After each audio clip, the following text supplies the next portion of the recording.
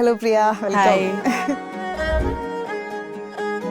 എന്താണ് ആക്ടിങ് അല്ലാതെയുള്ള പാഷൻസ് ഒക്കെ എന്താ? എനിക്കറിയില്ല, എനിക്ക് അങ്ങനെ വലിയ പ്ലാൻ ബി സി ഒന്നും ഇല്ല. പ്ലാൻ എ മാത്രമേ ഉള്ളൂ, സിനിമ മാത്രമേ ഉള്ളൂ ഇപ്പോൾ. ഗോ വിത്ത് ഫ്ലോ എന്ന് പറഞ്ഞാൽ അങ്ങനെ കലാമൂല്യമുള്ള സിനിമകളാണെങ്കിൽ നമ്മളൊരു അവാർഡിൽ എത്തി നിൽക്കും, കൊമേഴ്ഷ്യൽ ആണെങ്കിൽ അത് അങ്ങേയറ്റം ഹിറ്റ് ആയിട്ടുള്ളൊരു പൊസിഷനിൽ എത്തി നിൽക്കും. അതെ, ഇനി അങ്ങോട്ട് അങ്ങനെ തന്നെയാണ്. ടച്ച് അങ്ങനെ തന്നെ സംഭവിക്കട്ടെ. എന്തായാലും കൈ വെച്ചാൽ എക്സ്ട്രീമേ ഉള്ളൂ.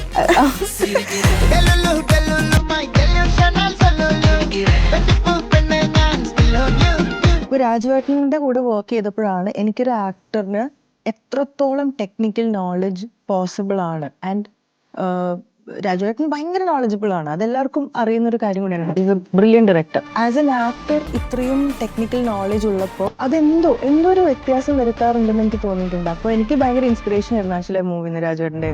ഈ റീലുകളിൽ നിന്നും സോഷ്യൽ മീഡിയയിൽ നിന്നൊക്കെ ഒരുപാട് പേര് സിനിമയിലേക്ക് വരാറുണ്ട്. വളരെ എളുപ്പം ഒരു അറ്റൻഷനിലേക്കും വളരെ എളുപ്പം ഒരു സിനിമകളിലേക്കും ഒക്കെ ഒരു ഷോർട്ട് കട്ട് പോലെ എത്താറുണ്ട് പലരും. ഇങ്ങനത്തെ ഒരു പ്ലാറ്റ്ഫോം ഉള്ള സ്ഥിതിക്ക് ഇതുപോലെ ഇത്രയും ആഗ്രഹവും ടാലന്റും ഉള്ള ആൾക്കാർക്ക് അവർ വീട്ടിൽ നിന്ന് ചെയ്യുന്ന ഒരു കാര്യം ചിലപ്പോൾ മില്യൺസ് ആൻഡ് മില്യൺസ് ഓഫ് ആൾക്കാരിലേക്ക് എത്തും.